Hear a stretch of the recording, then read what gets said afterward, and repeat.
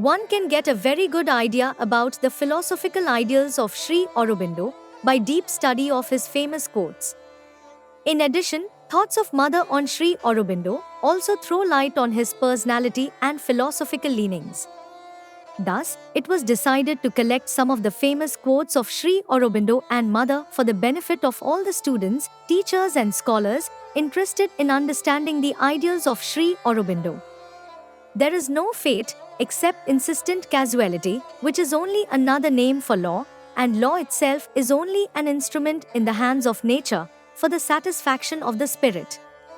Law is nothing but a mode or rule of action. It is called in our philosophy not law but dharma, holding together, it is that by which the action of the universe, the action of its parts, the action of the individual is held together.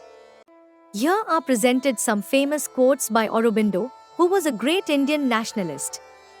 For his good deeds, he is remembered by people even today. On one hand, where he is known to lead the Indian nationalist movement, then on the other hand, he initiated a new path of spirituality. If you surf the internet, there are plenty of websites where you can find Sri Aurobindo Ghosh quotations. Read further and check out a few Sri Aurobindo quotes. Hidden nature is secret God. India saw from the beginning, and even in her ages of reason and her age of increasing ignorance, she never lost hold of the insight that life cannot be rightly seen in the soul light, cannot be perfectly lived in the soul power of its externalities. India of the ages is not dead, nor has she spoken her last creative word. She lives and has still something to do for herself and the human peoples. India is the meeting place of the religions, and among these, Hinduism alone is by itself a vast and complex thing, not so much a religion as a great diversified and yet subtly unified mass of spiritual thought, realization and aspiration. Metaphysical thinking will always, no doubt, be a strong element in her mentality, and it is to be hoped that she will never lose her sovereign powers in that direction. Life is life, whether in a cat, or dog, or man. There is no difference there between a cat or a man. The idea of difference is a human conception for man's own advantage. Indian religion has always felt that since the minds, the temperaments, and the intellectual affinities of men are unlimited in their variety, a perfect liberty of thought and of worship must be allowed to the individual in his approach to the infinite. She saw the myriad gods, and beyond God his own ineffable eternity. She saw that there were ranges of life beyond our present life, ranges of mind beyond our present mind, and above these, she saw the splendors of the spirit. Spirituality is indeed the master key of the Indian mind, the sense of the infinitive is native to it. She saw too that man has the power of exceeding himself, of becoming himself more entirely and profoundly than he is, truths which have only recently begun to be seen in Europe and seem even now too great for its common intelligence. That which we call the Hindu religion is really the eternal religion because it embraces all others. The Gita is the greatest gospel of spiritual works ever yet given to the race. To listen to some devout people, one would imagine that God never laughs. They proved to me by convincing reasons that God does not exist. Afterwards I saw God, for he came and embraced me. And now what am I to believe, the reasoning of others or my own experience? Truth is what the soul has seen and experienced, the rest is appearance, prejudice and opinion. The yoga we practice is not for ourselves alone, but for the divine. Its aim is to work out the will of the divine in the world, to effect a spiritual transformation and to bring down a divine nature and a divine life into the mental, vital and physical nature and life of humanity. Its object is not personal mukti or salvation, although mukti is a necessary condition of the yoga, but the liberation and transformation of the human being. It is not personal ananda, but the bringing down of the divine ananda, Christ's kingdom of heaven, our Satyayuga, upon the earth. The first thing to do in the sadhana is to get a settled peace and silence in the mind. Otherwise, you may have experiences, but nothing will be permanent. It is in the silent mind that the true consciousness can be built. When the mind is silent, there is peace, and in the peace, all things that are divine can come. When there is not the mind, there is the self, which is greater than the mind. The conscious manifestation of the transcendent in the individual is the means by which the collective, the universal, is also to become conscious of itself. The continuation of the illumined individual in the action of the world is an imperative need of the world play.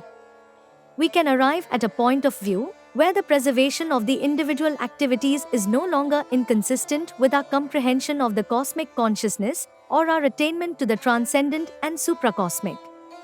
But difficulties were made to be overcome, and if the supreme will is there, they will be overcome. For all problems of existence are essentially problems of harmony.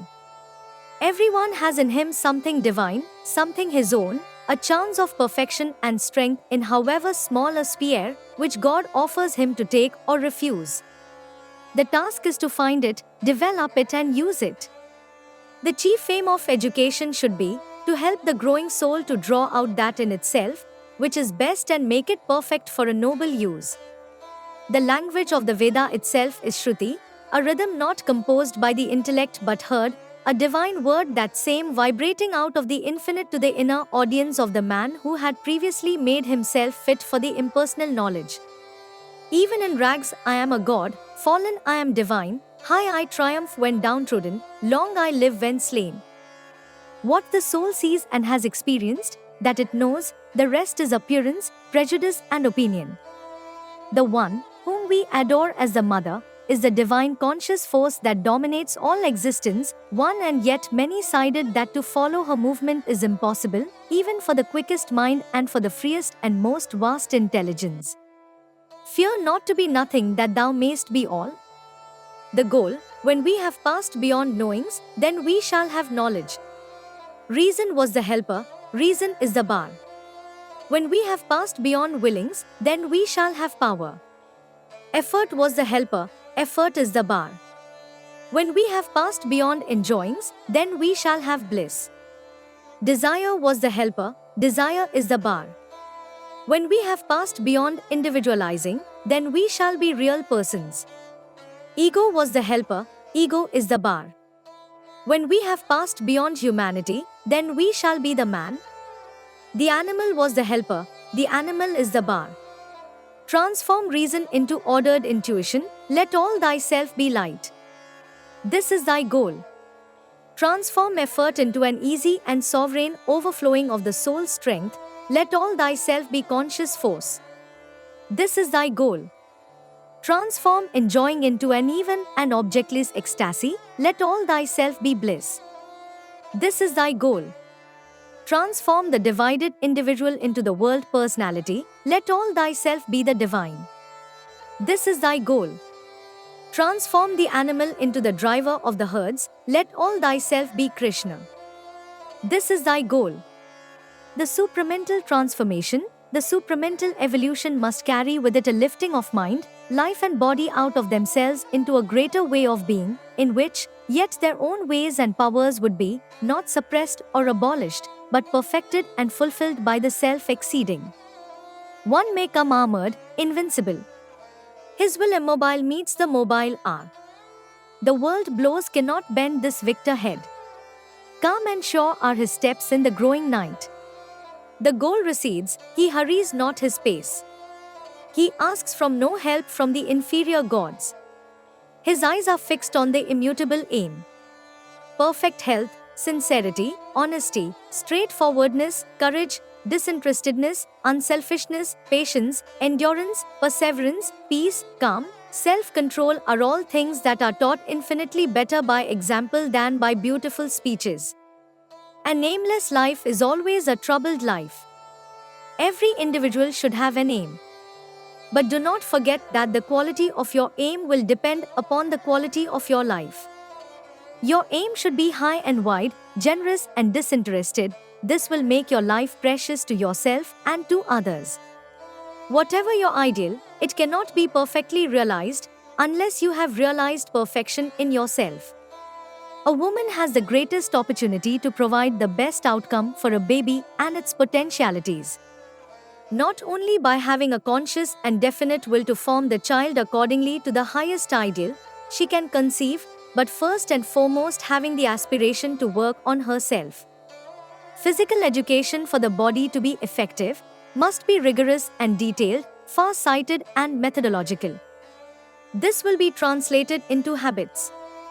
These habits should be controlled and disciplined, while remaining flexible enough to adapt themselves to circumstances and to the needs of growth and development of the being. Arise, transcend thyself.